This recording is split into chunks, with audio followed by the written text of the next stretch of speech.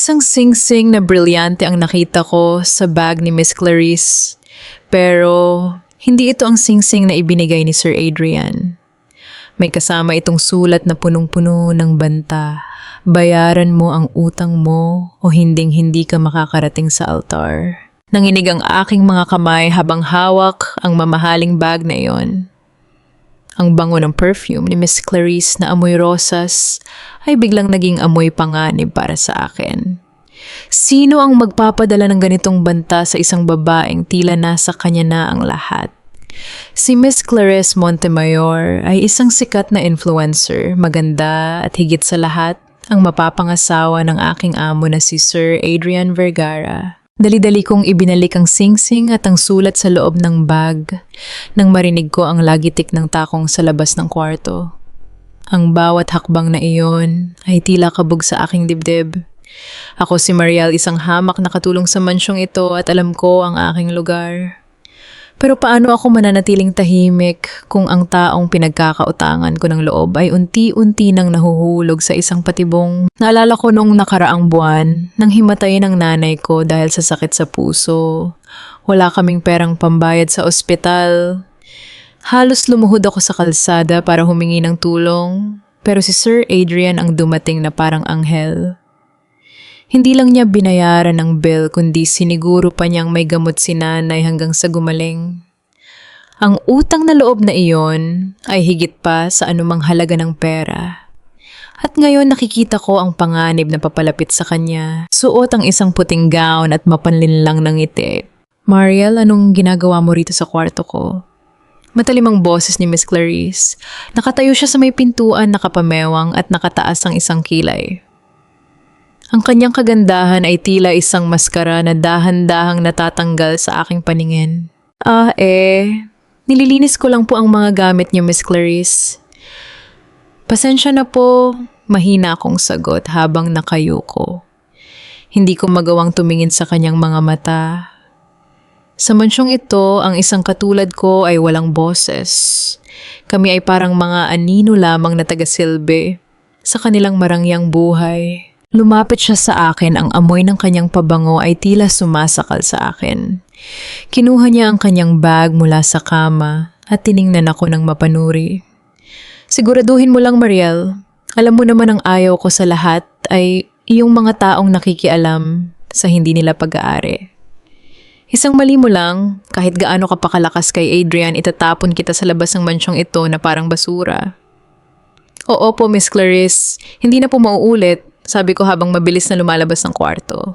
Pagbaba ko sa kusina, sinalubong ako ni Lola Epang, ang matandang tagapagluto na itinuturing ko ng lola rito. Mariel, bakit namumutla ka? May nangyari ba sa itaas? Umiling lang ako, pero ang totoo ay gusto ko nang sumabog. Paano ko sasabihin kay Sir Adrian ang nakita ko? Sino ang maniniwala sa isang katulong na katulad ko laban sa isang reyna ng social media? Maya-maya pa ay dumating na si Sir Adrian. Kitang-kita ang pagod sa kanyang mga mata pagkatapos ng maghapon sa kanyang tech company. Pero agad na sumilay ang ngiti sa kanyang labi nang makita si Miss Clarice na pababa ng hagdan. Sinalubong niya ito ng isang yakap at halik sa noo. Isang eksena na dapat ay nakakaantig ng puso, pero para sa akin ito ay simula ng isang bangungot.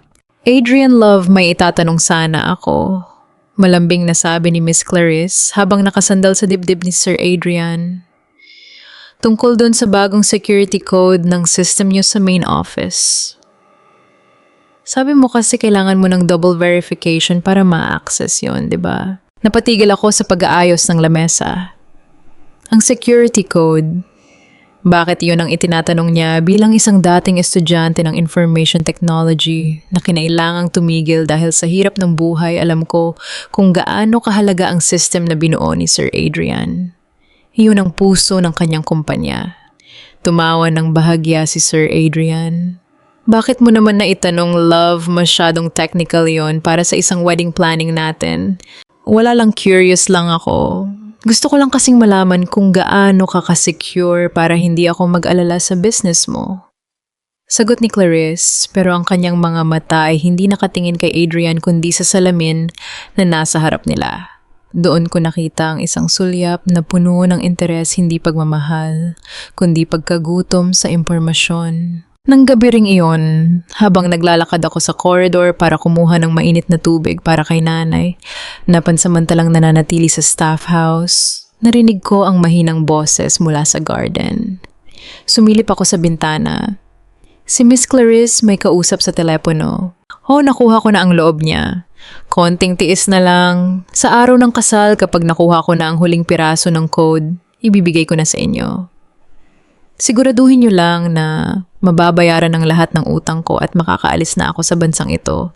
Wala akong pakialam kung bumagsak ang Vergara Tech basta makuha ko ang pera. Nanigas ako sa aking kinatatayuan. Hindi lang pala ito utang sa pera, ito ay pananabutahe. Isang malaking panloloko na sisira hindi lang sa puso ni Sir Adrian kundi sa lahat ng pinaghirapan niya. Aalis na sana ako para hindi mahuli. Pero sa kamalas-malasan, nabangga ko ang isang vase sa gilid ng corridor. Lumikha ito ng malakas na ingay sa tahimik na gabi. Sino yan? Sigaw ni Miss Clarice mula sa garden. Mabilis akong tumakbo pabalik sa dilim. Pero narinig ko ang mabilis na hakbang ni Miss Clarice na papasok sa loob. Alam kong nakita niya ang anino ko. Alam kong alam na niya na may nakarinig sa kanya. Kinabukasan, habang naghahanda ako ng almusal, tinawag ako ni Sir Adrian sa kanyang study room. Kasama niya si Miss Clarice na ngayon ay umiiyak, hawak-hawak ang isang bukas na alahas na lalagyan. "Mariel," seryosong sabi ni Sir Adrian. Ang kanyang boses na dati ay puno ng kabaitan ngayon ay puno ng pagdududa at sakit. Sabi ni Clarice, ikaw lang ang pumasok sa kwarto niya kahapon para maglinis. Nawawala ang isa sa mga mamahaling relos niya na pamana pa ng lola niya. Alam mo ba kung nasaan ito? Tumingin ako kay Miss Clarice. Nakita ko ang isang mapanuyang ngiti sa likod ng kanyang mga luha. Ito na yon. Sinimulan na niya ang pagwasak sa akin bago ko pa siya maunahan. Wala po akong kinuha, Sir Adrian. Sumusumpa po ako. Nanginginig ang boses ko. Adrian, baka nagkamali lang ang ako ng hinala pero... Tiningnan ko kasi ang bag ko at parang may nialikot doon. Singit ni Clarice habang humihikbe. Ayaw kong mag-isip ng masama pero si Mariel lang naman ang may access dito. Biglang lumapit si Sir Adrian sa akin at tiningnan ako ng diretso sa mga mata. Mariel, tinuring ka naming pamilya rito. Kung may problema ka sa pera para sa nanay mo, sana nagsabi ka lang. Hindi mo kailangang magnakaw. Sir, hindi po akong magnanakaw. May gusto lang po akong sabihin sa inyo tungkol kay Miss Clarice. Bago ko pa matapos ang sasabihin ko, isang malakas na sampal ang dumapo sa aking pisngi. Hindi mula kay Sir Adrian, kundi mula kay Miss Clarice. How dare you? Pagkatapos mong magnakaw, magsisinungaling ka pa at maninira ng ibang tao. Sigaw ni Clarice. Tama na, sabi ni Sir Adrian pero huli na. Ang sakit ng sampal ay wala lang kumpara sa sakit ng makitang hindi siya naniniwala sa akin. Mariel, dahil sa respeto ko sa nanay mo, hindi ko muna tatawagan ng pulis. Sabi ni Sir Adrian habang nakatalikod sa akin. Pero hindi ko na kayang pagkatiwalaan ng isang taong nagnanakaw sa loob ng sarili kong bahay. Mag-impake ka na. Umalis ka na sa mansyong ito ngayon din. Nalaglag ang aking balikat. Tumingin ako kay Miss Clarice na ngayon ay dahan-dahang nagpupunas ng luha, isang tagumpay na nakaukit sa kanyang mukha. Pinalayas ako sa tanging lugar na nagbibigay sa akin ng pag-asa. Pero habang naglalakad ako palabas ng study room, may isang bagay akong naramdaman sa loob ng bulsa ng aking apron. Isang maliit na itim na USB. Ang USB na nakita kong ginamit ni Miss Clarice sa computer ni Sir Adrian kagabi, napalihim kong kinuha nang iwan niya itong nakasaksak sa sobrang pagmamadali nang marinig niya ang ingay ko sa corridor. Maaaring pinalayas nila ako bilang isang magnanakaw pero dala ko ang susi na maglalantad sa totoong kriminal sa bahay na ito. Mabigat ang bawat tiklop ng damit na inilalagay ko sa loob ng lumang maleta. Ang bawat piraso ng telang ito ay saksi sa pangarap kong makaipon para sa pagpapa-opera ni nanay pero sa isang iglap, ang pangarap na yon ay naging abo. Sa labas ng staff house, nararamdaman ko ang mapanghusgang tingin ng ibang mga katulong. Ang balita ay mabilis pang kumalat, kaysa sa apoy si Mariel ang pinagkakatiwalaang katulong ni Sir Adrian ay isang magnanakaw. Mariel, anak. Totoo ba ang naririnig ko? Mahinang tanong ni Nanay Berta habang nakaupo sa gilid ng katre, ubo siya ng ubo at bakas ang pait sa kanyang mga mata. Nay, hindi ko po magagawa yon. Alam niyo po yan. Sagot ko habang pinipigilan ang pagpihit ng luha. Sinetap lang po ako ni Miss Clarice dahil may nalaman ako tungkol sa kanya. Pero wag po kayong mag-alala, hindi ko kayo pababayaan. Kinuha ko ang munting USB mula sa bulsa ko at itinatago ito sa loob ng medyas na nasa ilalim ng aking mga gamit. Ito't na lang ang pag-asa ko.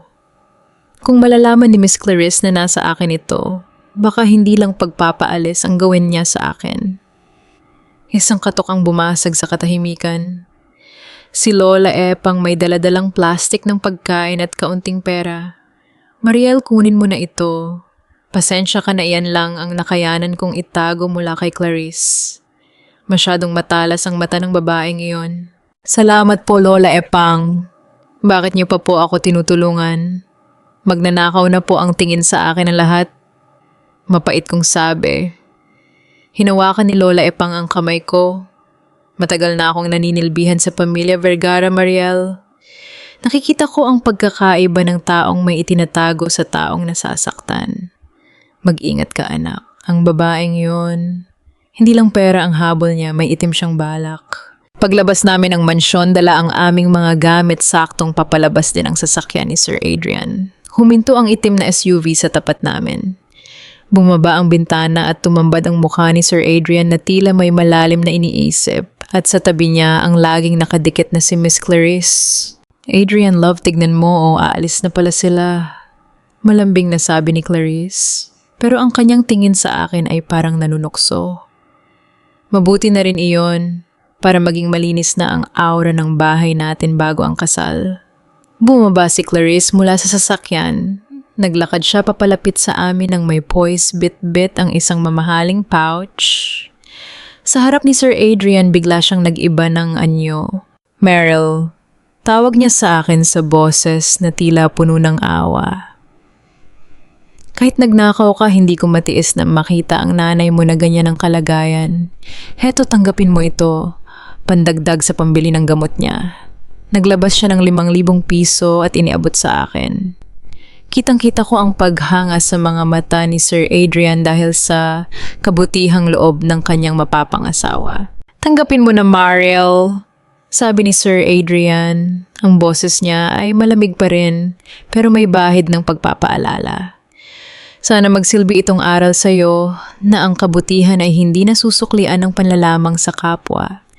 Tiningnan ko ang pera pagkatapos ay tumingin ako ng diretsyo sa mga mata ni Clarice. Nang lumapit siya para iabot ang pera, ibinulong niya sa akin ang mga salitang, "Tanging ako lang ang nakarinig. Isaksak mo sa baga mo ang perang ito hampas lupa. Siguraduhin mong mawawala ka na sa paningin ko dahil kung hindi baka bangkay na ang nanay mo bago ka pa makahanap ng bagong trabaho." Nanginig ang buong katawan ko sa galit.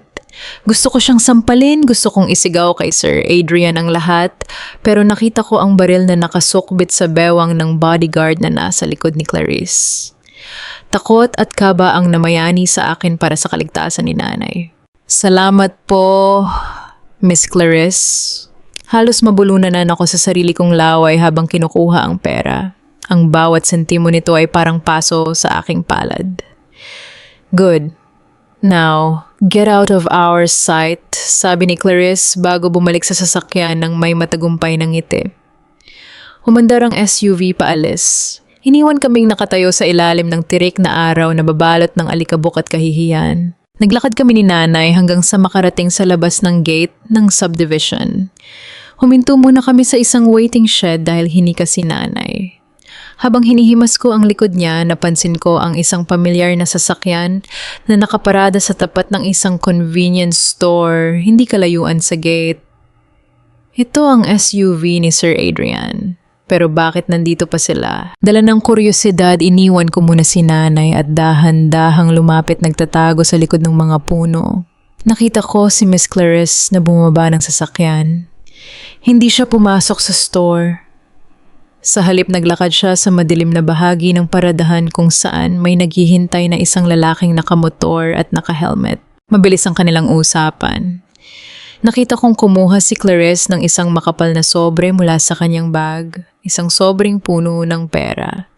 Mas malaki pa sa perang ibinigay niya sa akin kanina at iniabot ito sa lalaki. Siguraduhin mong hindi palalayasin ng landlord ang pamilya ko sa apartment.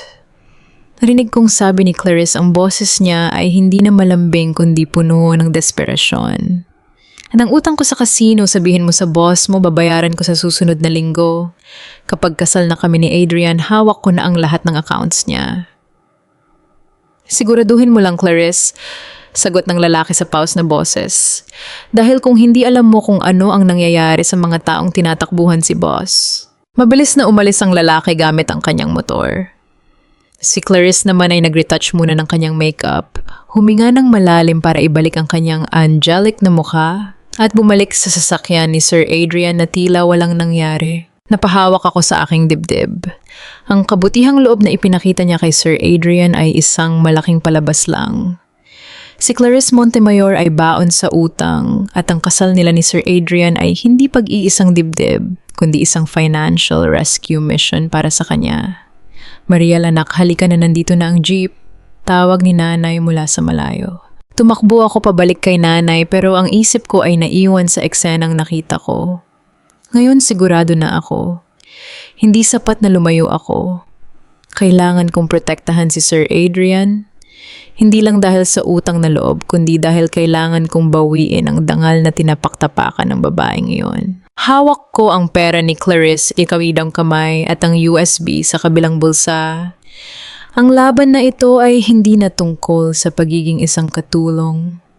Ito ay tungkol sa katotohanang nakatago sa ilalim ng marangyang maskara. Nandito kami ngayon sa isang masikip at mainit na kwarto sa gilid ng riles ng tren, ang pansamantalang tirahan na nakuha namin gamit ang huling pera ni nanay. Malayo ito sa malawak at di-air ko na kwarto ko sa mansyon, pero dito mas nararamdaman ko ang kaligtasan. O yun ang akala ko. Inilabas ko ang lumang laptop ko mula sa ilalim ng kama. Maraming gasgas na ito at kulang-kulang ang keyboard, pero ito ang tanging alaala ko nung nag-aaral pa ako ng IT. Pinunasan ko ang alikabok sa screen at isinaksak ang itim na USB na nakuha ko mula sa kwarto ni Miss Clarice. Sana gumana ka. Bulong ko habang nanginginig ang aking daliri sa pagpindot ng power button. Habang naglo-load ang computer, hindi maalis sa isip ko ang mukha ni Sir Adrian. Siguro ngayon masaya silang naghahanda para sa kanilang pre-wedding party. Hindi niya alam na ang babaeng katabi niya ay isang anay na unti-unting sumisira sa pundasyon ng kanyang buhay. Bumukas ang screen. Agad kong binuksan ang folder sa loob ng USB. Wala itong pangalan, puro mga random na numero lang. Pero nang i-click ko ang unang file, nanlamig ang buong katawan ko. Hindi lang ito mga listahan ng utang sa casino. Ang nakikita ko ay mga blueprint ng Project Altas, ang pinakabagong security system na binuo ni Sir Adrian para sa gobyerno. May mga screenshot din ng mga private codes at encryption keys. At ang pinakamasakit, isang digital na kontrata, contract of transfer. Basa ko sa mahinang boses.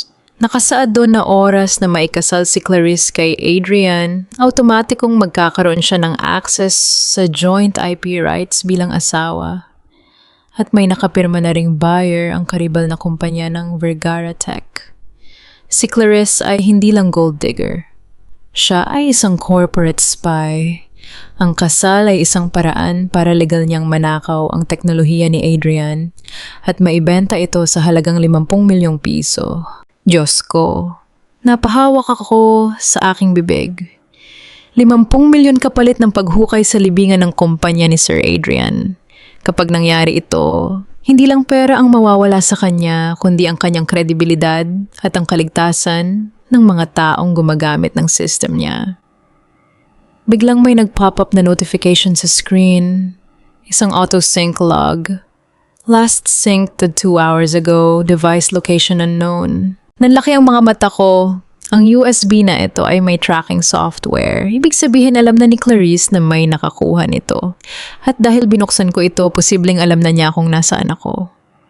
Mabilis kong hinugot ang USB pero huli na. Narinig ko ang malakas na preno ng isang sasakyan sa labas ng aming barong-barong. Hindi ito tunog ng jeep o tricycle. Ito ay tunog ng isang mamahaling makina. Mariel, buksan mo ang pinto. Ang boses na yon. Hindi kay Clarice, kay Sir Adrian iyon pero puno ito ng galit. Dali-dali kong itinago ang laptop sa ilalim ng banig ni nanay at binuksan ang pinto. Bumungad sa akin si Sir Adrian, kasunod niya si Clarice na nakakapit sa kanyang braso tila natatakot. Kasama rin nila ang 2 security guards ng subdivision. Sir Adrian, bakit po kayo nandito? Ang tanong ko, pilit na itinatago ang kaba. Huwag ka nang magmaang-maangan, Mariel. Sigaw ni Sir Adrian. Nawawala ang prototype encryption key ko sa study room.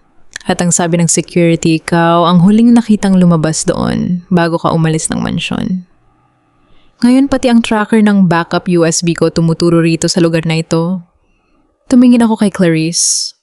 Nakita ko ang isang mabilis na pagkindat niya sa akin, isang mapanuksong tingin na nagsasabing talo ka na. Sir, hindi ko po ninakaw ang encryption key niyo.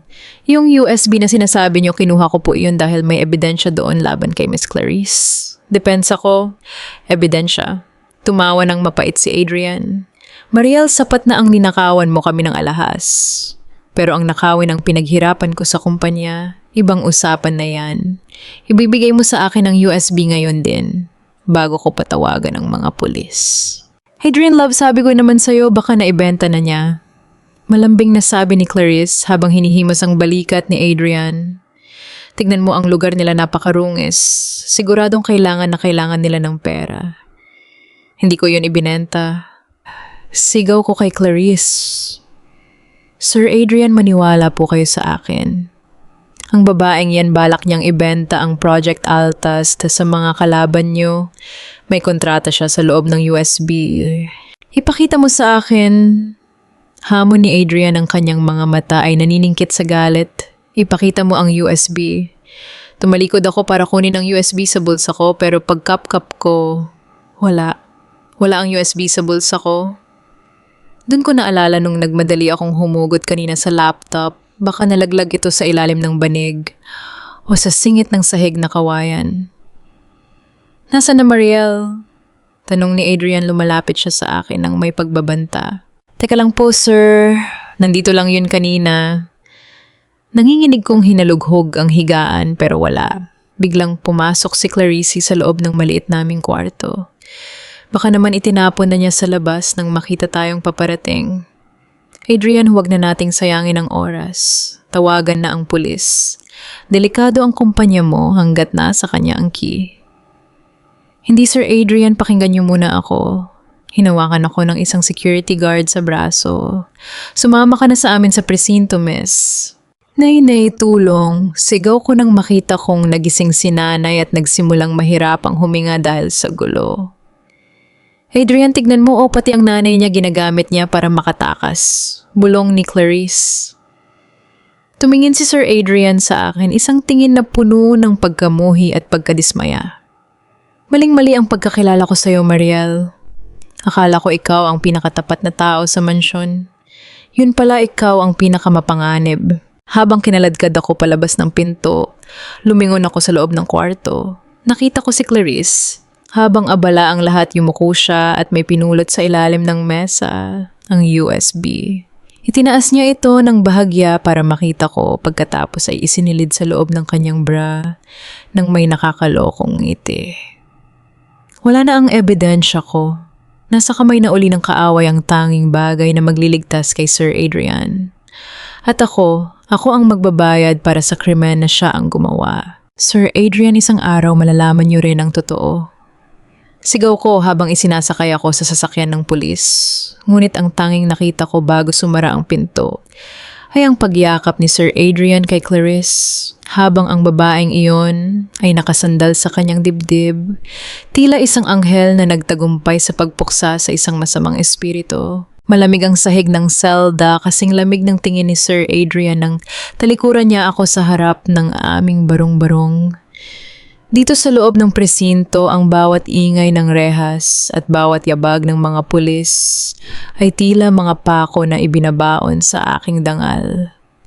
Ako na kahit kailan ay hindi kumuha ng kahit 5 sa gamit ng iba ay nakaupo ngayon sa tabi ng mga tunay na kriminal. Mariel, kumain ka muna. Iniabot sa akin ng isang babaeng pulis ang isang balot ng tinapay at kape. Mabait ang kanyang mukha malayo sa mapanghusgang mga mata ni Clarice. Salamat po ma'am, mahina akong sagot. Hindi ko magawang kumain. Ang nasa isip ko lang ay si nanay.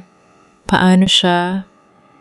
Sino ang magpapainom sa kanya ng gamot? Sino ang magluluto para sa kanya? Huwag kang mag-alala iyong matanda. Ang nanay mo dinala siya ng mga kapitbahay niyo sa center. Ligtas siya roon. Dagdag ng pulis. Nakahinga ako ng maluwag pero ang sakit sa aking dibdib ay hindi pa rin nawawala. Mariel, huwag kang mag-alala sa pera. Ang mahalaga ay gumaling ang nanay mo. Isa ka ng pamilya rito. Pamilya. Ang salitang iyon ang pinakamasakit na maalala ngayon. Ang pamilyang akala ko ay binuo namin sa mansion ay gumuho dahil sa isang kasinungalingan.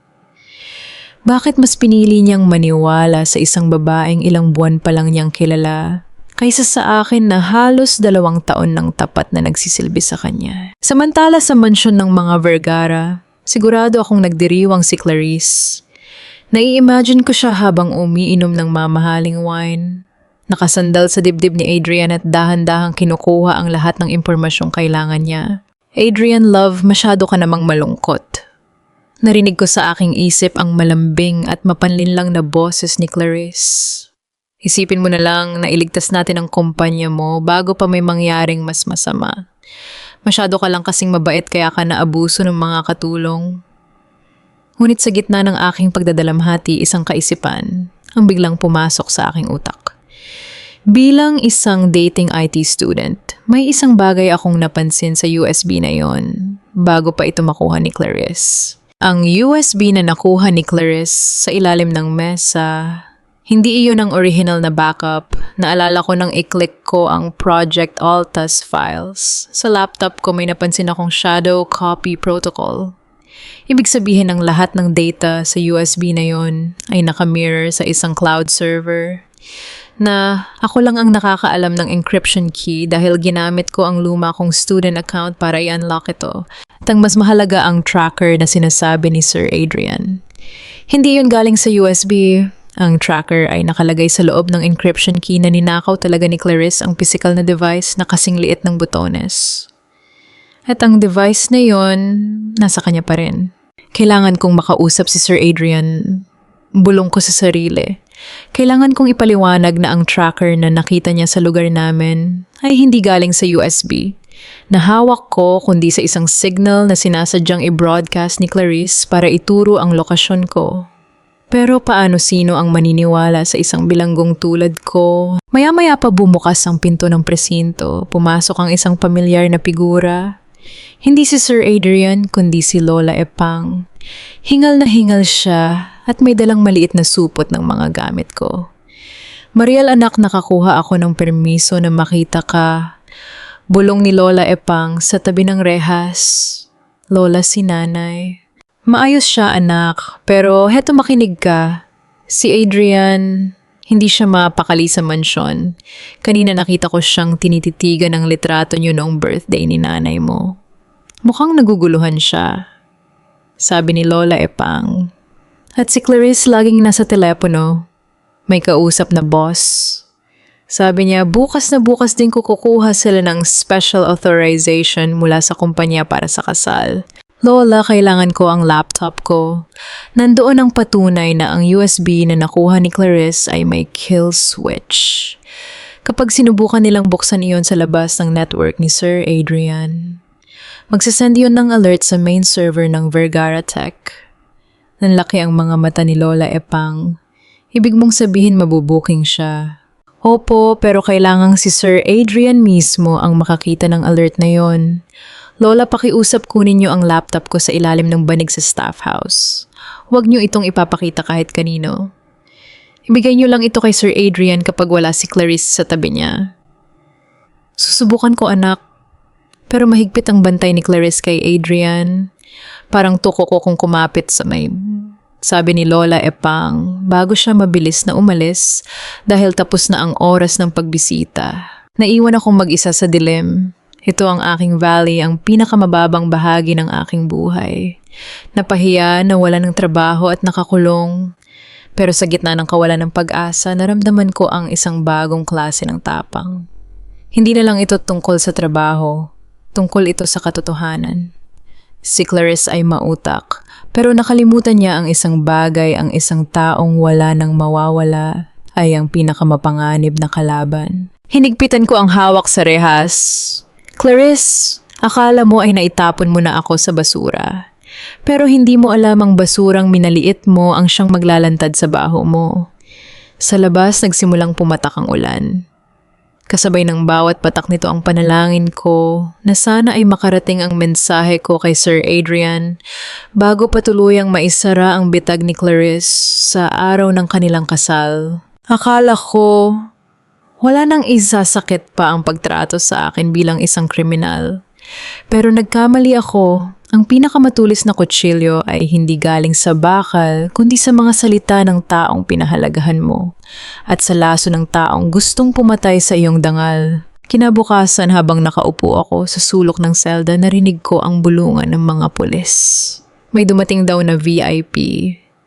Inisip ko na baka si Lola Epang nadala ang balita tungkol sa aking laptop, pero laking gulat ko nang pumasok si Sir Adrian kasama si Clarice. Hindi sila magka-holding hands ngayon. Si Sir Adrian ay mukhang hindi nakatulog, magulo ang buhok at namumula ang mga mata.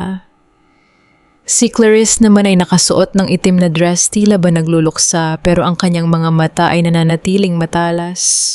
Sir Adrian, tumayo ako at lumapit sa rehas. Nahanap niyo po ba ang laptop ko? Kailangan niyo pong makita ang laman yon. Tumahimik ka, Mariel, sigaw ni Sir Adrian.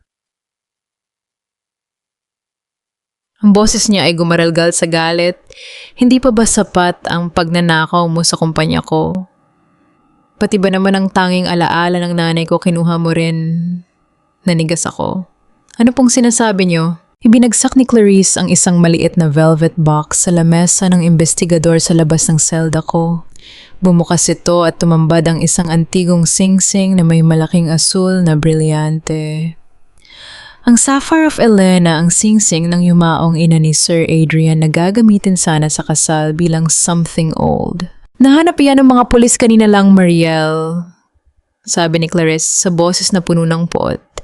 Nakatago sa loob ng una ng nanay mo sa staff house.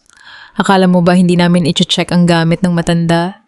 Ginamit mo pa ang sarili mong ina para itago ang nakaw mo. Hindi totoo yan. Hindi ko kinuha yan.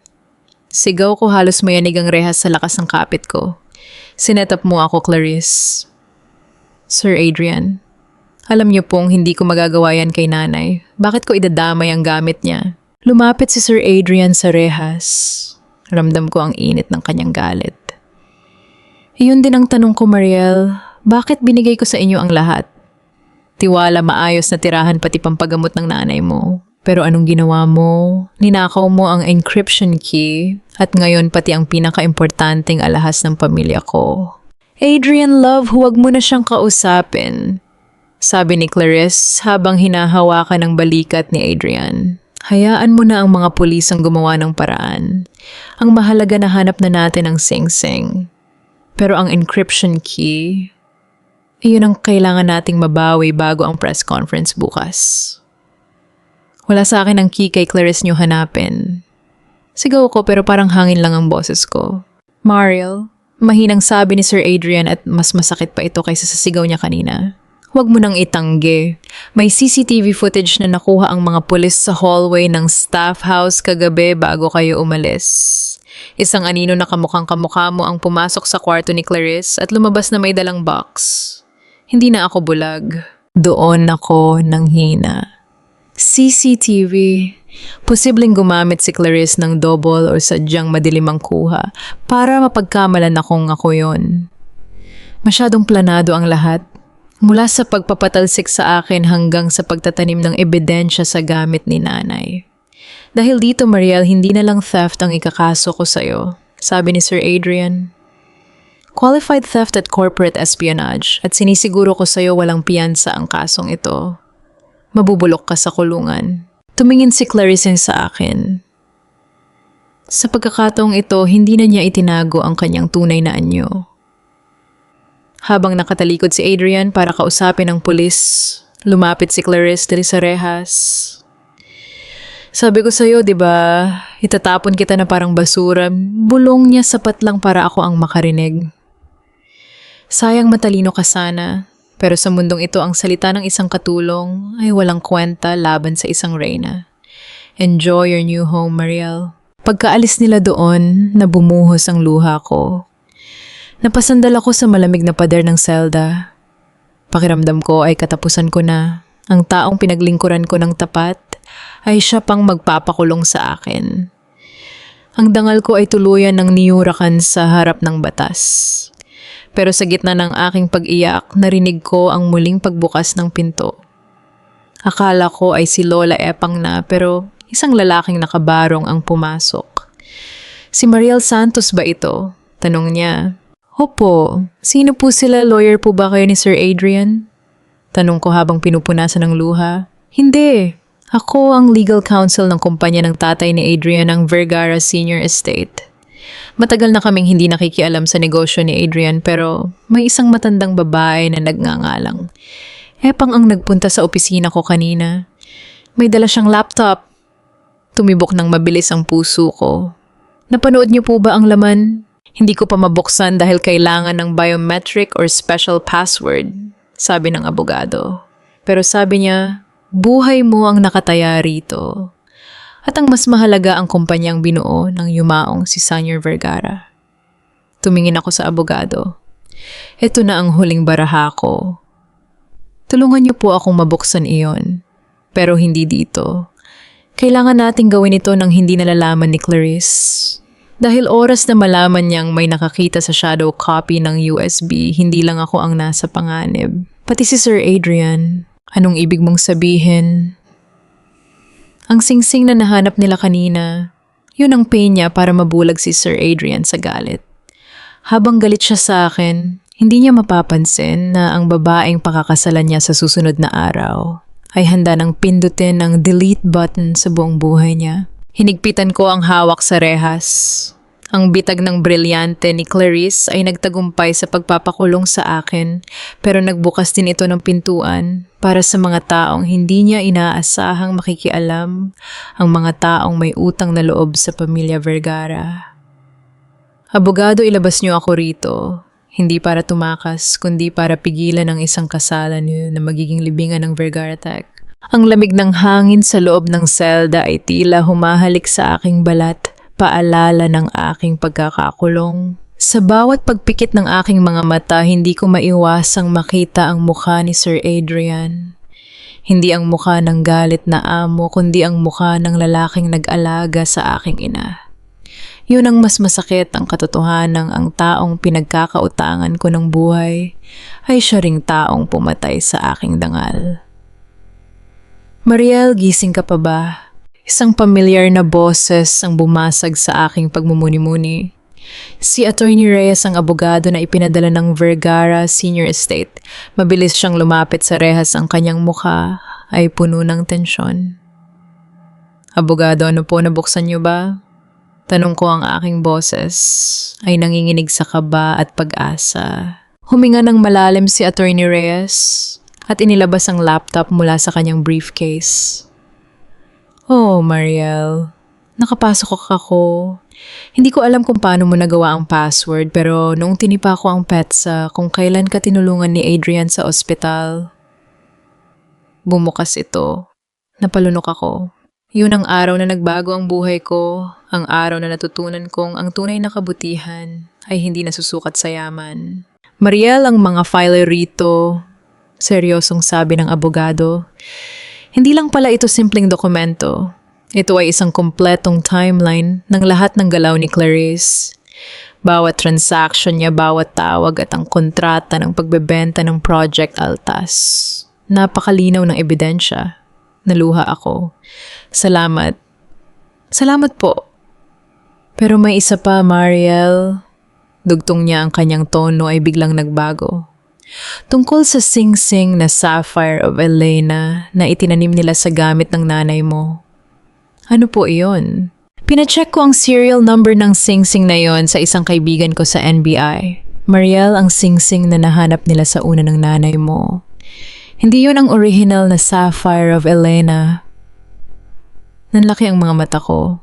Paano pong nangyari iyon? Dinala ito ni Clarice kay Sir Adrian at si Sir Adrian mismo ang nagpapakita nito sa akin bilang ebidensya. Dahil ang sing-sing na nahanap nila ay isang peking replica. At ang mas malala pa, ang serial number na nakaukit sa loob nito ay rehistrado sa ilalim ng pangalan ng isang kilalang sindikato ng mga nakaw na alahas sa Maynila. Paliwanag ni Attorney Reyes. Mariel, ginamit ni Clarice ang isang peking sing-sing para ipakulong ka. Pero hindi lang iyon ang original na Sapphire of Elena ay nawawala. Naramdaman ko ang paglamig ng aking mga kamay. Ibig sabihin ginamit niya ang peking sing-sing para masiguro na hindi ako makakapasok sa kasal pero nasa nang totoo? Yun ang hindi natin alam, sabi ng abogado. Pero kung gagamitin natin ito sa korte, kakailanganin natin ang testimonya ni Sir Adrian. Pero paano natin siya mapapaniwala kung siya mismo ang naniniwalang ninakaw mo ang original?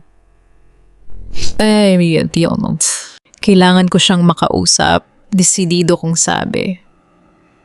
Abogado, ilabas niyo ako rito, hindi sa pamamagitan ng pagtakas.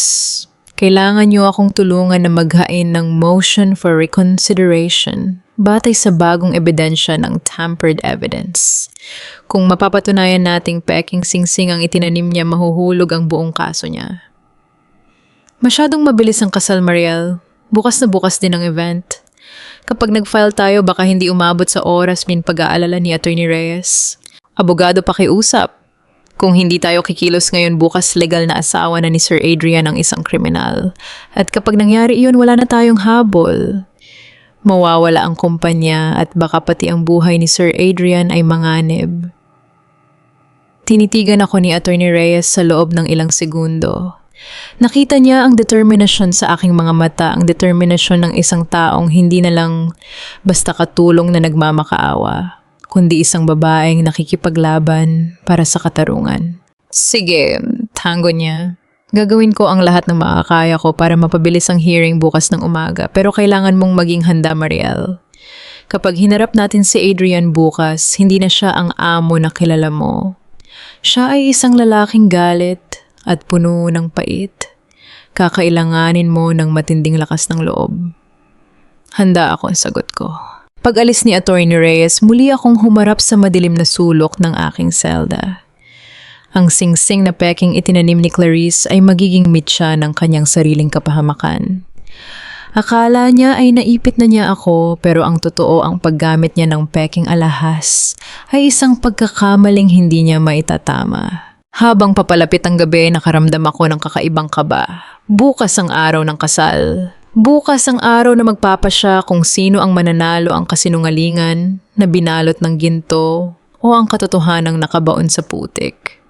Hindi ako matutulog. Magdarasal ako at pagdating ng umaga sisiguraduhin kong sa harap mismo ng altar ang maskara ni Clarice ay tuluyang mababasag. Ang mga oras ay tila mga buhangin na dumadaos-dos sa aking mga daliri. 10:00 ng umaga. Ang kasal ay gaganapin sa 5:00 ng hapon. Bawat segundong lumilipas ay isang hakbang na papalapit ni Clarice sa altar at isang hakbang na papalapit ni Sir Adrian sa isang buhay na puno ng panloloko. Mariel, handa na ang motion for reconsideration.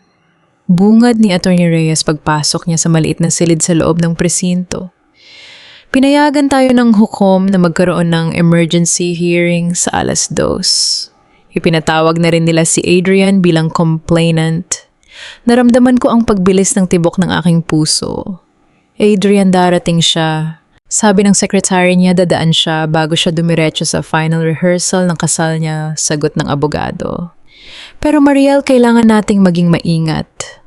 Kapag ipinakita natin ang evidence tungkol sa sindikato, hindi lang si Clarice ang kalaban natin. Maaaring madamay ang mga taong nasa likod ng fake ring na yon. Tumingin ako sa labas ng bintana. Ang sikat ng araw ay hindi nagbibigay ng init. Bagkus, ito ay nagpapaalala sa akin ng nagbabadyang unos. Abogado, kailangan nating ibunyag ang lahat. Hindi na lang ito tungkol sa akin. Ito ay tungkol sa kaligtasan ni Sir Adrian.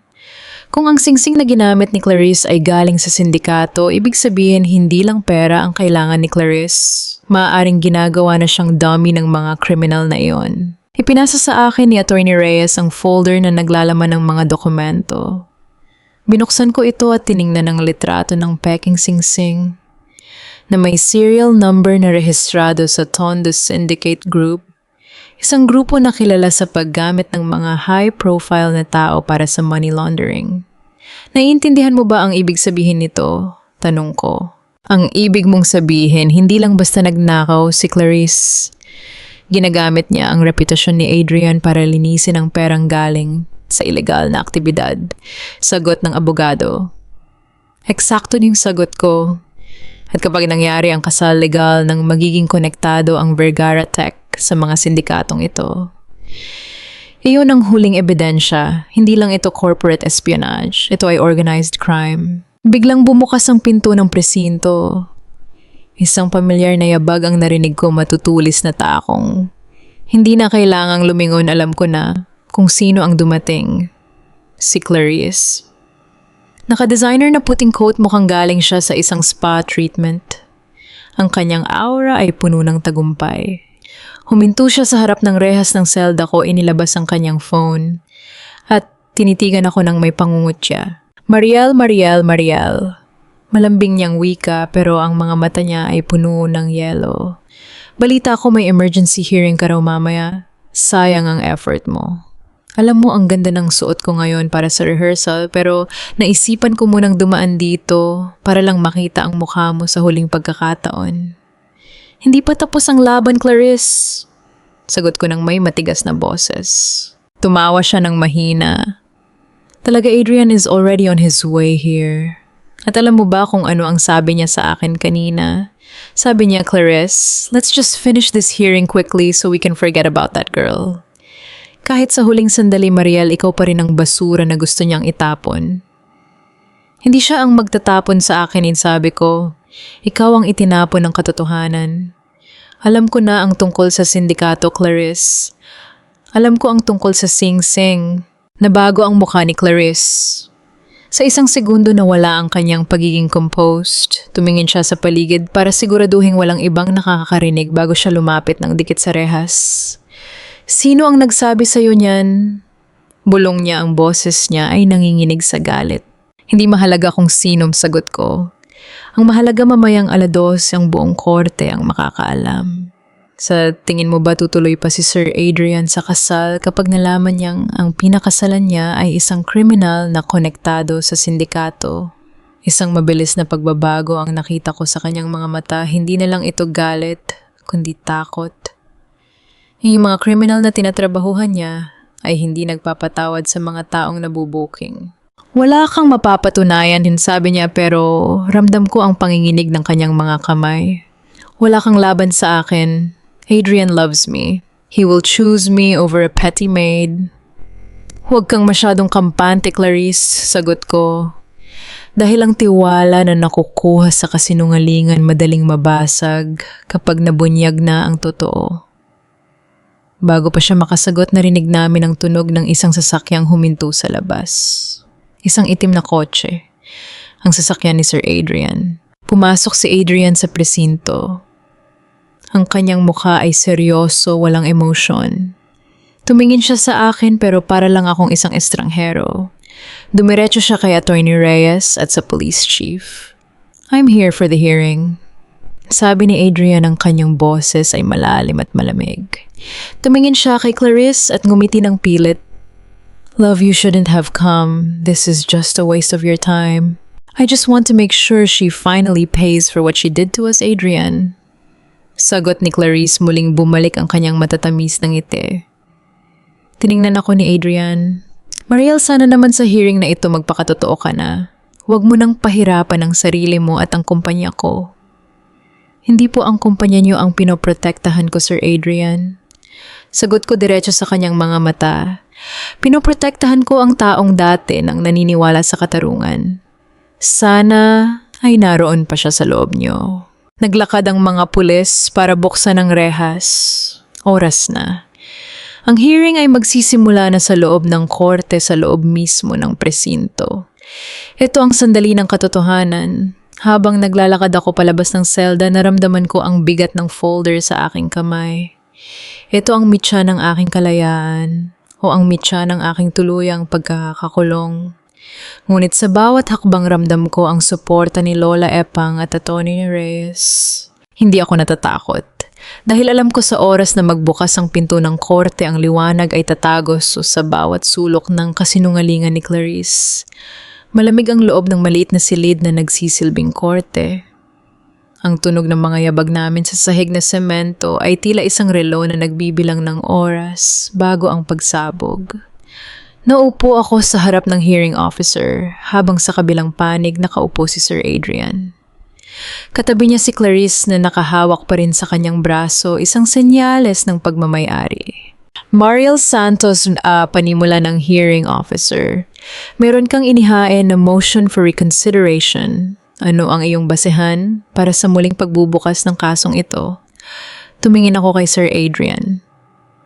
Ang mga mata niya ay puno ng pagkabigo, tila ba ang mismong pagharap ko ay isang insulto sa kanyang pagkatao. Pero hindi ako uurong. Sir, ang kasong ito ay nakabase sa isang peking ebidensya. Matatag kong simula. Tumawa ng mahina si Clarice. Adrian, love, naririnig mo ba siya? Pati ang ebidensya gusto niyang palabasing peke. Masyado na siyang desperada. Hindi ako tumingin kay Clarice. Nanatili ang tingin ko kay Sir Adrian. Sir, ang sing-sing na sapphire of Elena na nakita niyo sa gamit ni nanay, hindi po iyon ang sing-sing ng pamilya niyo. Yun po ay isang replika. Napakunot ang noo ni Adrian. Mariel, sapat na ang pagsisinungaling mo. Ipinasuri ko iyon sa isang jeweler bago ko ibinigay sa mga pulis. Totoo ang bato. Totoo ang bato, sir. Pero hindi iyon ang original. Sagot ko habang inilalabas ni Atty. Reyes ang dokumento mula sa NBI. Ito po ang report mula sa National Bureau of Investigation.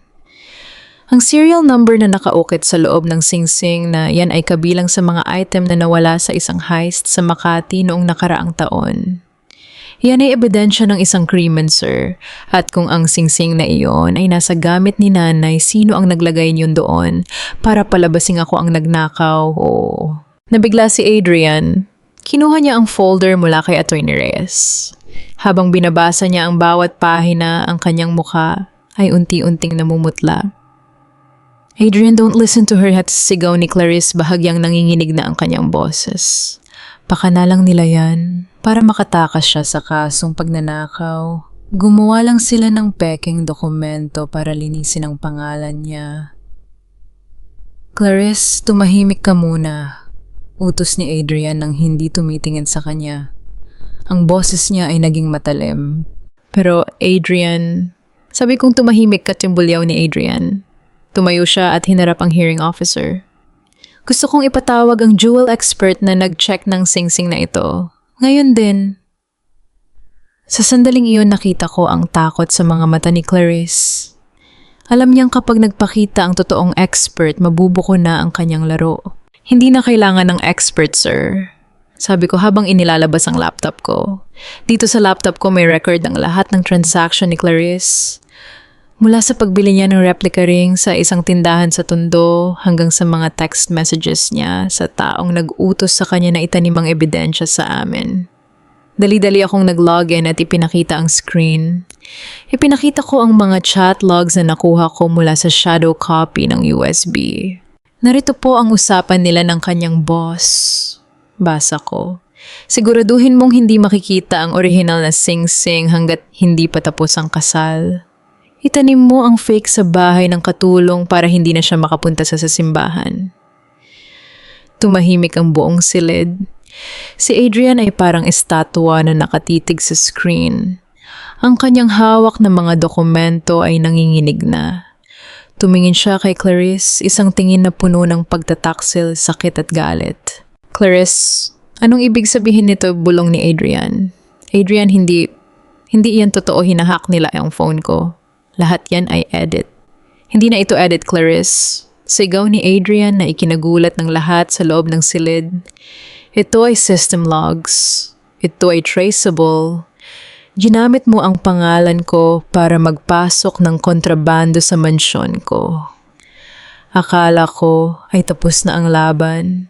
Akala ko ay doon na siya aamin. Pero nagkamali ako. Biglang nagbago ang expression ni Clarice. Nawala ang takot at napalitan ito ng isang matapang at mapanirang ngiti. Tumingin siya kay Adrian ng diretso sa mga mata. Oh, Adrian, ginawa ko yon. Pero bakit mo naman ginagawa ito sa akin? Hindi mo ba alam na kung sisirain mo ako? Sisirain mo rin ang buong reputation ng Vergara Tech. Nanlaki ang mga mata ni Adrian. Anong ibig mong sabihin? Ang syndicate na tinutukoy nila, sila ang nagpopondo sa expansion mo sa ibang bansa. Sabi ni Clarice, ang kanyang boses ay malamig at puno ng pagbabanta. Kung ipapaaresto mo ako, Adrian, damay ka. Alam mo ba kung anong mangyayari sa stocks mo kapag nalaman ng publiko na ang milyon-milyong puhunan mo ay galing sa dumi ng sindikato? Nabigla si Adrian. Ang lahat ng tao sa silid pati na ang hearing officer ay napasinghap. Ang counterattack ni Clarice ay hindi laban sa akin, kundi isang pagbabanta sa mismong buhay at karera ni Adrian. Ginamit niya ang sikreto ni Adrian bilang human shield. Tumingin sa akin si Adrian. Ang kanyang mga mata ay naguguluhan, puno ng pagdurusa. Sa gitna ng katotohanang ibinunyag ko, heto ang isang mas malaking bangungot na kinakaharap niya. Mariel, mahinang tawag ni Adrian, ang boses niya ay puno ng pait. Ano pang alam mo, hindi lang po ito tungkol sa pera, Sir Adrian. Sabi ko, ramdam ko ang bigat ng bawat salita. Kung hindi natin ito ititigil ngayon, hindi lang ang kumpanya niyo ang mawawala, pati ang buhay niyo. Nakita ko ang pagbagsak ng balikat ni Adrian. Ang kanyang tiwala kay Clarice ay tuluyan ng gumuho, pero ang takot sa banta nito ay nagsisimula pa lang. Ang kaso ko ay naging isang maliit na bahagi na lang ng isang malaking digmaan. At sa gitna ng lahat, ako ang tanging taong nakakaalam kung paano ito wawakasan. Ang gabi bago ang kasal ay hindi tahimik. Sa loob ng mansyon ng mga Vergara, ang hangin ay parang mabigat. Tila may nagbabadyang unos na hindi kayang pigilan ng kahit anong mamahaling dekorasyon. Si Clarice, habang nakaupo sa kanyang vanity table, ay humihigop ng mamahaling wine. Nakatingin siya sa kanyang reflection sa salamin. Isang babaeng malapit ng maging reyna ng teknolohiya at kayamanan. Sa kanyang isip, panalo na siya. Ang pagbabanta niya kay Adrian sa hearing kanina ang naging baraha niya. Inakala niyang natakot niya ang lalaki. Wala ka nang magagawa, Adrian. Bulong niya sa sarili habang ngumingiti. Kahit anong gawin mo, kailangan mo ako. Kung hindi lahat ng sikreto mo ay ilalabas ng mga taong pinagkakautangan mo. Pero sa kabilang bahagi ng bahay, sa loob ng study room, hindi natutulog si Adrian. Nakatutok siya sa kanyang monitor. Ang bawat log at transaction na hindi niya napansin noon ay dahan-dahang binubuksan ng kanyang mga daliri. Hindi pala totoo na ang sindikato ang nagpopondo sa kanya. Ang totoo, si Clarice ang nagnanakaw ng pondo ng kumpanya para ibayad sa kanyang sariling mga utang, sa kasino at sa iba pang ilegal na sugal. At ang mga taong tinutukoy ni Clarice na kasama nila. Sila pala ang mga taong hinahabol na si Clarice dahil sa bilyon-bilyong pisong ninakaw nito sa kanila. Ginagamit niya ako para protektahan ang sarili niya, bulong ni Adrian. Ramdam niya ang pait sa bawat salita. Ang sakit ng kataksilan ay hindi na lang tungkol sa negosyo, ito ay tungkol sa taong akala niya ay nagmamahal sa kanya. Kinuha niya ang kanyang telepono. Alam niyang kapag inilantad niya ang lahat magiging target siya. Pero alam din niya na kung magpapakasal siya bukas ang Vergara Tech ay tuluyan ng mawawala. Samantala sa labas, matapos ang ilang oras na paghihintay at pagpupursige ni Atty. Reyes sa wakas, ay nakalabas na ako ng selda dahil sa technicality na natuklasan sa fake ring. Gabi na. Yung mga bituin ay nagtatago sa likod ng makapal na ulap.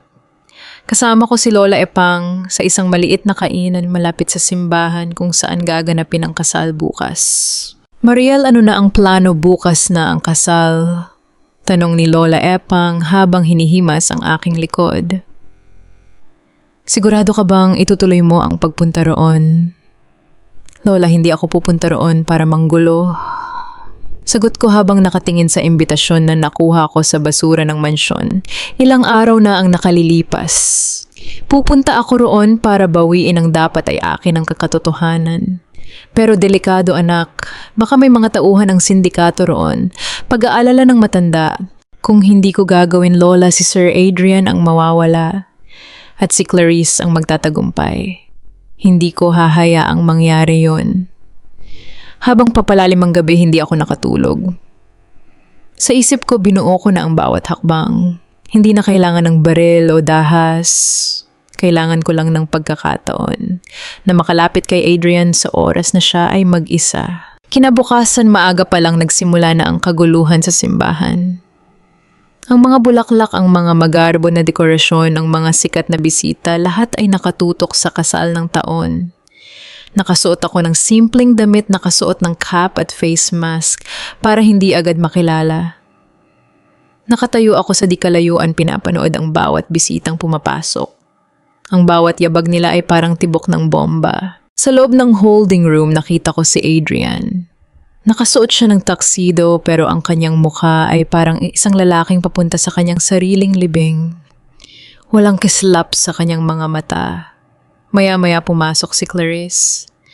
Napakaganda niya sa kanyang gown, tila isang anghel. Pero sa aking paningin, siya ay isang demonyo na nakasuot ng puti. Lumapit siya kay Adrian at hinawakan ang kanyang kamay. "Ready ka na ba, love?" tanong ni Clarice. Tumingin si Adrian sa kanyang orasan. 4:30. "Oh," sagot ni Adrian pero ang kanyang boses ay walang buhay. "Ready na ako." Naramdaman ko ang kaba sa aking dibdib. Papasok na sila sa loob ng simbahan. Ang pintuan ay dahan-dahang bumubukas. Ang musika ay nagsimula ng tumugtog ang wedding march na dapat ay masaya pero sa akin, ito ay parang tunog ng isang babala. Dahan-dahan akong naglakad patungo sa pintuan ng simbahan. Alam kong hindi ako papapasukin ng mga bodyguard kung makikilala nila ako. Pero sa gitna ng mga tao may isang pagkakataon. Nang pumasok si Clarice at ang mga abay sa isang iglap, nagkaroon ng kaguluhan dahil sa dami ng mga paparazzi na gustong kumuha ng litrato. Sa kaguluhang iyon, humalo ako sa mga bisita. Nakaabot ako sa loob. Nakatayo si Adrian sa altar. Tumingin siya sa pintuan naghihintay ng bride. Pero ang nakita niya sa gitna ng maraming tao ay ako nakatayo sa sulok nakatingin sa kanya ng diretso sa mga mata. Nagtama ang aming paningin. Ang kanyang mga mata ay nanlaki. Hindi niya inaasahan na makikita ako rito. Sa sandaling iyon alam ko na. Ang kasal ay hindi matatapos ng ayon sa plano ni Clarice. Dahil sa pagitan ng altar at ng pintuan na ang katotohanan ay handa ng sumabog. Ang loob ng simbahan ay puno ng amoy ng mga puting rosas at mamahaling pabango. Pero para sa akin ito ay parang amoy ng isang libing. Ang bawat dekorasyon ay sumasalamin sa kayamanan ni Adrian. Pero ang bawat hakbang ni Clarice patungo sa altar ay tila paglapit ng isang mandaragit sa kanyang biktima. Nasa likod ako ng mga bisita nakatago sa anino ng malalaking haligi ng simbahan. Ang puso ko ay parang sasabog sa dibdib. Nakita ko si Clarice. Napakaganda niya sa kanyang gown. Ang mahabang veil niya ay humahampas sa sahig tila isang halon ng isang anghel. Pero alam ko ang dumi na nakatago sa ilalim ng telang iyon. Habang naglalakad siya panay ang ngiti niya sa mga cameras. Para siyang nagwagi sa isang digmaan. Pagdating niya sa harap ng altar, humarap siya kay Adrian. Nakita ko ang mukha ni Adrian. Hindi ito ang mukha ng lalaking ikakasal sa babaeng mahal niya. Ito ang mukha ng isang bilanggo. Ang kanyang mga mata ay walang buhay, tila nakatingin sa kawalan. Adrian, love, you look nervous. Bulong ni Clarice, sapat lang para marinig ng mga nasa unang hanay. Smile. Today is the best day of our lives. Hindi sumagot si Adrian. Tumingin lang siya sa harapan. Nagsimula ang seremonya. Ang boses ng pari ay puno ng solemnidad, nagsasalita tungkol sa pagmamahalan at katapatan. Bawat salitang binibigkas niya ay parang latay sa aking puso. Katapatan na iyon ang bagay na ipinagpalit ni Clarice sa pera at kapangyarihan. Sinubukan kong lumapit. Bawat hakbang ko ay ingat na ingat. Ang mga security guards ay nakabantay sa bawat sulok. Kailangan kong makuha ang atensyon niya, sabi ko sa sarili. Kailangan niyang makita ang katotohanan bago pa mahuli ang lahat. Habang abala ang mga tao sa panunood sa vows, dahan-dahan akong naglakad patungo sa gilid ng aisle. Nakita ko ang isang flower girl na tumakbo palapit sa altar. At sa isang iglap, nagkaroon ng puwang sa mga gwardya. Tumingin ako sa altar. Nagtama muli ang aming paningin ni Adrian. Sa pagkakataong ito, hindi ko inalis ang tingin ko.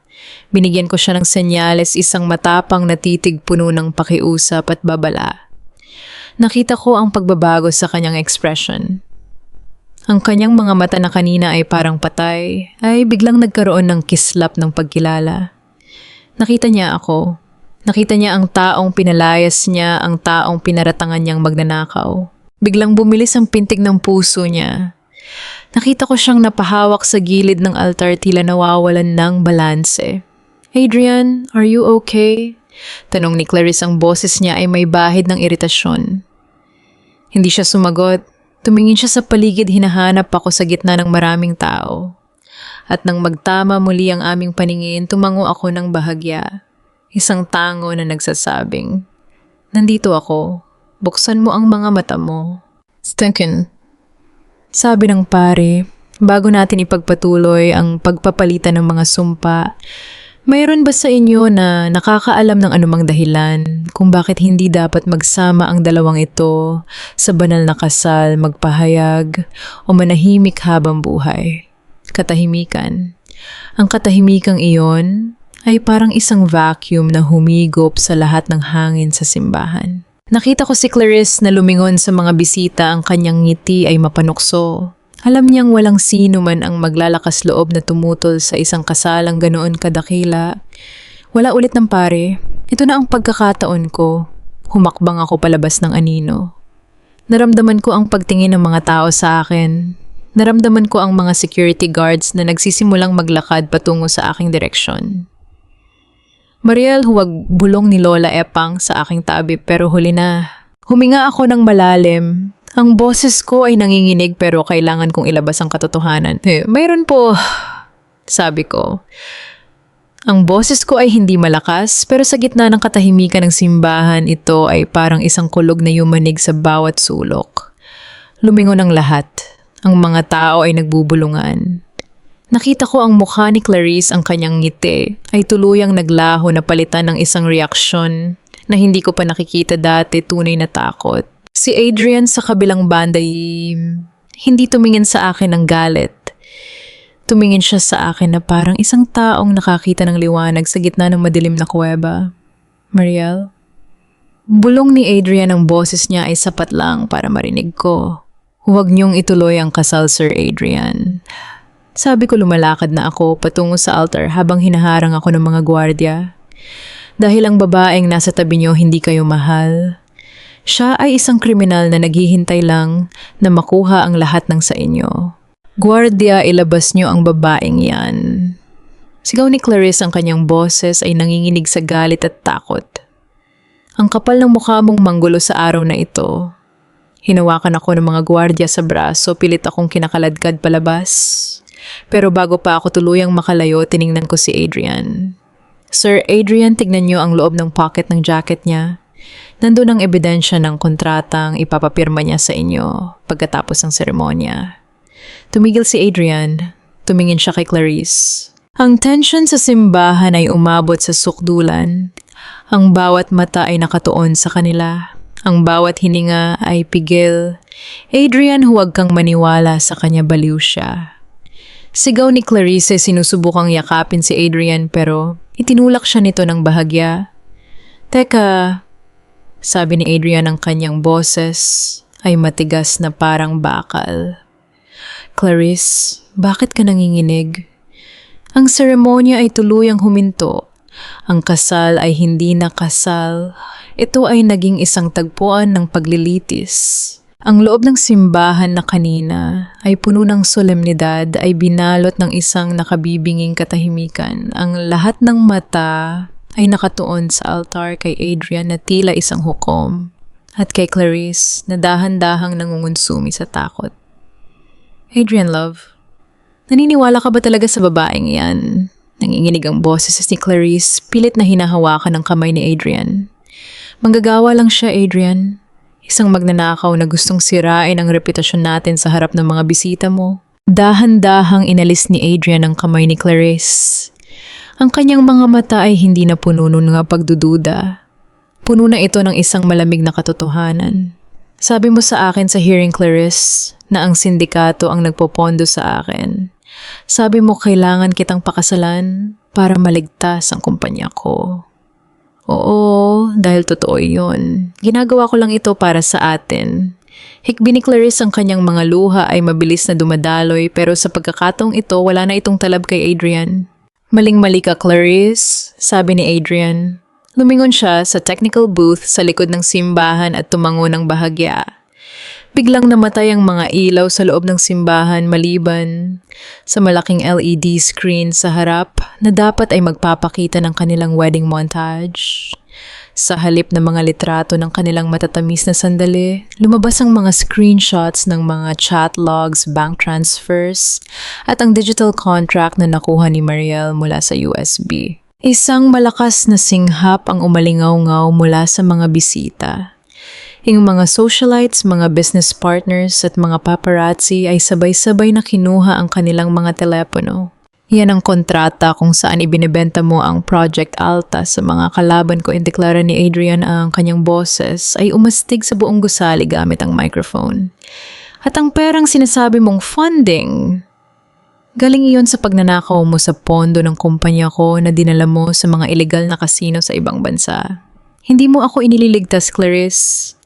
Ginamit mo ako bilang human shield laban sa mga taong pinagkakautangan mo. Hindi iyan totoo, fake news yan. Sigaw ni Clarice, hinarap niya ang mga bisita habang nanginginig ang buong katawan. Huwag kayong maniwala sa kanila, sinisiraan lang nila ako. Pero huli na, ang yung kanyang mga followers sa social media na nanonood via livestream ay nagsimula ng mag-post ng mga komento. Ang kanyang perfect image ay gumuho sa loob ng ilang segundo. Lumapit si Adrian sa akin. Sininyasan niya ang mga gwardiya na bitawan ako. Nang makalapit siya, kinuha niya ang folder na dala ko at itinaas ito. At ang huling ebidensya ay yung singsing na sapphire of Elena, sabi ni Adrian. Tumingin siya kay Clarice. Ilabas mo ang nasa bulsa mo, Clarice. Alam kong nakuha mo ang original na singsing mula sa vault ko bago tayo umalis ng mansyon at pinalitan mo yon ng replica para itanim sa gamit ni Mariel. Adrian, please. Pagmamakaawa ni Clarice, lumuhod na siya sa harap ni Adrian. Ang kanyang mamahaling gown ay nakakaladkad sa sahig. Mahal kita, Adrian. Nagawa ko lang iyon dahil sa takot. Ang mahal mo ay ang pera ko at ang takot mo ay ang mawalan ng karangyaan. Sagot ni Adrian. Mula sa gilid ng simbahan, pumasok ang ilang mga pulis na naka-uniforme kasama si Atty. Reyes. Lumapit sila sa altar. Clarice Montemayor, you are under arrest for corporate espionage, qualified theft, and malicious incrimination. Sabi ng opisyal. Habang pinapaspasan ng posas si Clarice, nagsimulang magkagulo ang mga tao. Ang mga flash ng camera ay walang tigil sa pagkuha ng litrato ng The Fallen Bride. Ang kanyang mga sigaw at pagmura ay naging musika sa mga taong nalinlang niya. Nang dumaan siya sa harap ko, tumigil siya. Ang kanyang mukha ay puno ng puot. Akala mo panalo ka na, Mariel. Isang katulong ka lang habang buhay kang magiging hampas lupa. Tumingin ako sa kanya ng diretso, walang galit kundi awa. Maaring katulong lang ako sa tingin mo, Clarice. Pero ang katotohanan ay walang amo o katulong. At ang katarungan hindi iyan nabibili ng brilyante. Tuluyan ng kinaladkad ng mga pulis si Clarice palabas ng simbahan. Ang lahat ng tao ay naiwang nakatayo, hindi makapaniwala sa nasaksihan. Huminto ang musika, huminto ang gulo.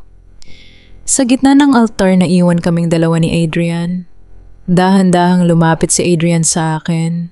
Ang kanyang mga mata ay puno ng pagsisisi.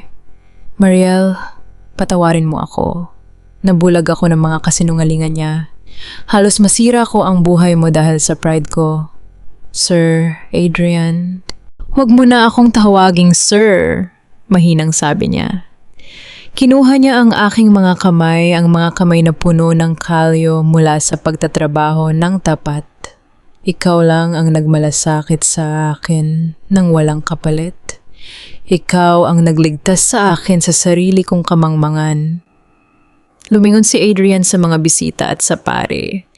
Wala pong kasalang mangyayari ngayong araw. Pero mayroong isang malaking pagkakamali na itatama. Iniharap niya ako sa lahat. Ang babaeng ito, si Mariel Santos, ay hindi isang magnanakaw. Siya ang pinakatapat at pinakamatapang na taong nakilala ko. At sinisiguro ko sa inyong lahat ang hustisya ay gagawin ang trabaho nito para sa kanya. Sa sandaling iyon naramdaman ko ang pag-agos ng luha sa aking mga pisngi. Hindi dahil sa sakit, kundi dahil sa wakas. Ang aking famgyadangal ay naibalik sa akin. Sa harap ng mundong humamak sa akin, nakatayo ako ng matuwid. Karma has arrived. At sa pagkakataong ito ay nakasuot ng katotohanan. Lumipas ang ilang buwan, matapos ang gabi ng kasal ng taon na naging paglilitis ng taon. Ang bawat pahayagan at balita sa telebisyon ay unti-unti nang tumahimik at ang pangalan ni Clarice Montemayor ay nabaon na sa limot ng publiko maliban na lamang sa loob ng kulungan kung saan siya ngayon ay nagsisilbi ng kanyang sentensya para sa corporate espionage at estafa. Para sa akin, ang bawat araw ay nagsisimula na ng may bagong liwanag. Hindi na ako ang babaeng gumigising ng madaling araw para maglinis ng sahig na hindi ko pag-aari. Ngayon, gumigising ako para sa isang pangarap na akala ko ay tuluyan ng naglaho. Nandito ako sa main office ng Vergara Tech. Hindi bilang katulong kundi bilang isa sa mga junior systems analyst ng IT department. Na nakasuot ako ng corporate attire. Ang aking ID ay nakasukbit sa aking leeg, Mariel Santos IT Specialist. Bawat pindot ko sa keyboard ay hindi na puno ng takot kundi ng kumpiyansa. Mariel, kamusta ang encryption update para sa Project Altas? Napalingon ako. Si Adrian. Wala na ang kanyang tuxedo, suot niya ang isang simpleng blue shirt na nakatupi ang manggas. Yung kanyang mukha ay mas maaliwalas malayo sa balisang anyo niya noong mga nakaraang buwan. Tapos na po, sir.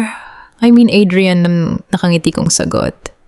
Nahihirapan pa rin akong sanayin ang sarili ko na tawagin siya sa pangalan niya lang, gaya ng pakiusap niya. Good job. Sabi ko naman sa'yo, mas kailangan ka ng kumpanyang ito sa harap ng computer kaysa sa pag-ayos ng mga bulaklak sa mansion. Biro niya. Naupo siya sa tabi ng table ko. Balita ko maayos na ang huling check-up ni Nanay Berta.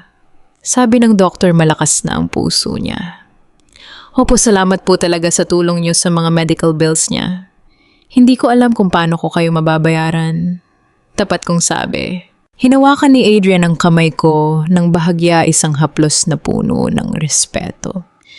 Mariel, ilang beses ko bang sasabihin sa'yo, ikaw ang nagligtas sa akin. Ang perang ginastos ko para sa pamilya mo ay wala pa sa kalahati ng halagang nailigtas mo para sa kumpanyang ito. At higit sa lahat, iniligtas mo ako sa pagkakamaling habang buhay ko sanang pinagsisihan. Nang hapong iyon pagkatapos ng trabaho, sinamahan ako ni Adrian pauwi. Hindi sa mansyon kundi sa aming bagong lipat na apartment, isang simple pero maayos na tirahan sa isang ligtas na komunidad. Doon naghihintay si Nanay Berta na may kasamang masarap na hapunan. Nandito na po kami, Nay. Sigaw ko pagpasok ng pinto. Eto na sakto ang dating inyo. Nagluto ako ng paborito mong tinola, Adrian. Masayang bati ni Nanay. Nakakatuwang makita si Adrian, ang bilyonaryong tech tycoon, na nakaupo sa isang maliit na lamesa, nakikipagkwentuhan kay Nanay tungkol sa mga simpleng bagay sa buhay. Dito walang mga camera, walang social media, at walang mga taong nagpa-plastic. Dito ang tanging mahalaga ay ang init ng pagkain at ang katapatan ng samahan. Mariely, tawag ni Adrian habang kumakain kami. Inilabas niya ang isang maliit na box mula sa kanyang bulsa. Sandali akong kinabahan. Akala ko ay singsing na naman. Pero nang buksan niya ito, tumambad ang isang maliit na gold pendant na may hugis ng isang susi. Hindi ito brilyante at hindi ito galing sa sindikato. Nakangiting sabi ni Adrian, "Simbolo ito ng pasasalamat ko. Ikaw ang naging susi para mabuksan ang mga mata ko sa kung ano ang totoong mahalaga. Ang dangal ay hindi nasusukat sa yaman ng isang tao kundi sa katapangan niyang panindigan ang tama." Isinuot niya ang kwintas sa akin. Naramdaman ko ang lamig ng ginto sa aking balat, pero ang init ng kanyang pagtingin ang mas tumagos sa aking puso. "Salamat, Adrian." Bulong ko. Tumingin ako sa bintana kung saan tanaw ang paglubog ng araw. Nalala ko ang lahat ng hirap na pinagdaanan ko, ang mga sampal, ang pagkakakulong, ang sili ng kahihiyan. Lahat ng iyon ay nagsilbing apoy na nagpatigas sa aking pagkatao. Ngayon alam ko na ang isang babaeng may dangal ay hindi kailanman matatalo ng kahit anong ginto o brilyante. Dahil sa dulo ng bawat laban, ang katotohanan ang laging nananaig. Ang aking kwento ay hindi natatapos sa isang marangyang kasal. Ito ay nagsisimula sa isang bagong buhay, isang buhay na puno ng katapatan, pag-asa, at isang pag-ibig na binuo hindi sa yaman, kundi sa paggalang sa isa't isa. Ako si Mariel Santos. Dati akong katulong pero ngayon, ako ang arkitekto ng sarili kong tadhana.